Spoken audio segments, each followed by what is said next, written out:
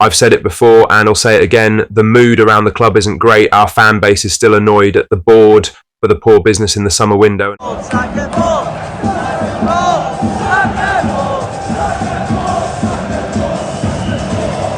course, being knocked out of the Champions League.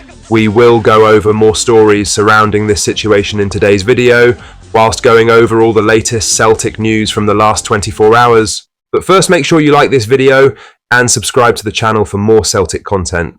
New Rangers defender Derek Cornelius has revealed he spoke with Celtic's Alistair Johnston before sealing his deadline day move to Ibrox, but admitted that their friendship ends the minute he pulled on a light blue shirt. Cornelius, 27, joined Rangers on an initial loan deal until the end of the season, adding depth to a backline still reeling from their heavy Champions League exit to Club Brugge. The Canadian international knows Johnston well from their time together with the national team and said the Hoops right back offered him some advice about what to expect in Glasgow. Speaking about their chat, Cornelius joked, "He just gave me a little bit of insight on what to expect. We can be friends here in the international camp with Canada, but in Glasgow we're enemies. Like, don't look at me. But it's nice to know another Canadian is in the same city as you, even if he's playing for the wrong club." Johnston, meanwhile, is facing a lengthy spell on the sidelines after suffering a hamstring injury in the first leg of Celtic's European defeat to Kairat Almaty. He's expected to be out for around 12 weeks. He was still included in Celtic's UEFA Europa League squad though. Tony Ralston had stepped in as cover, but now he too is nursing a knock, potentially opening the door for young Colby Donovan to stake his claim at right back in the coming weeks. Summer signing Marcelo Saracchi can also play on the right, but you'd imagine the Celtic Academy graduate gets a chance, impressing in his few appearances from the bench. Now for the main story. Veteran pundit Hugh Keevins issued a stinging rebuke to Celtic supporters defending the board during an appearance on Clyde One Super Scoreboard, insisting fans need to face the harsh reality of a sharp decline in quality at Parkhead. While social media has been awash with fury and protest banners, some fans calling into the show have bizarrely argued that as long as Celtic remain better than Rangers, the board is doing its job. But Keevins wasn't having it. "You're wrong," he said bluntly on Clyde One SSB. Celtic fans are panicking because Celtic have declined in quality at such an alarming rate. Host Gordon Duncan also took aim at the logic, asking, why is it that every Celtic fan that phones in and defends the board says, but Rangers aren't that good? Keevins doubled down. They haven't replaced quality with similar quality. They've allowed the quality of the squad and first team to decline alarmingly, and that's why they're not in the Champions League. Are you paying any attention? The exchange captures the growing divide within the Celtic support. On one hand, there's a growing movement demanding accountability for a summer window many believe has set the club back. On the other, a small pocket still believes superiority over Rangers justifies the status quo. But the alarm bells are ringing and more fans are finally beginning to hear them. Celtic don't want to be 1 point or 1 goal better than Rangers. Well, they should want that. The club should be looking at last season when they went toe-to-toe with Bayern Munich and thinking, what do we do this summer to try to better that? But instead, Celtic have regressed massively, and I dread to think what a team of decent quality would do to our current squad. In other news, Celtic winger Jota has unveiled a striking new hairstyle as he continues his recovery from an ACL injury. The Portuguese star has joined teammate Dyson Maeda in going blonde, sporting a freshly bleached short trim.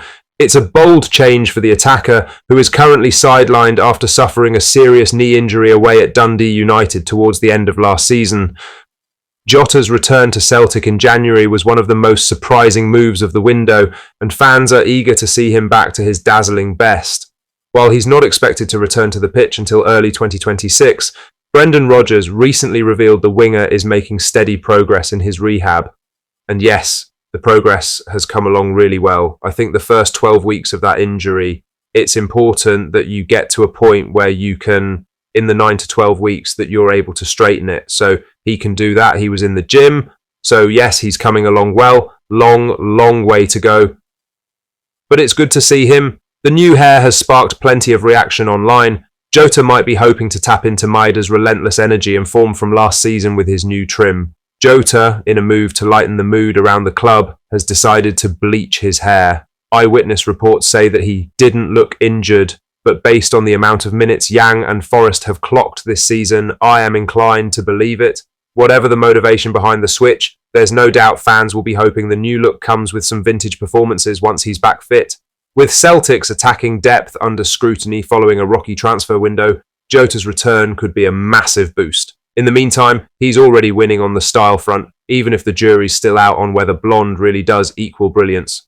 In other news, Anthony Ralston has officially withdrawn from the Scotland squad as expected after picking up a knock in the lead-up to last weekend's derby clash with Rangers. The right-back played through the pain barrier but has been ruled out of international duty as he recovers from the issue. He's now been joined on the sidelines by Kieran Tierney, who has also pulled out of Steve Clarke's squad. While the former Arsenal defender isn't reported to be carrying any specific injury, Celtic are managing him very carefully after a long period of stop-start seasons. Tierney has featured in all 7 of Celtic's competitive matches since returning to the club this summer, but notably hasn't completed a full 90 minutes yet.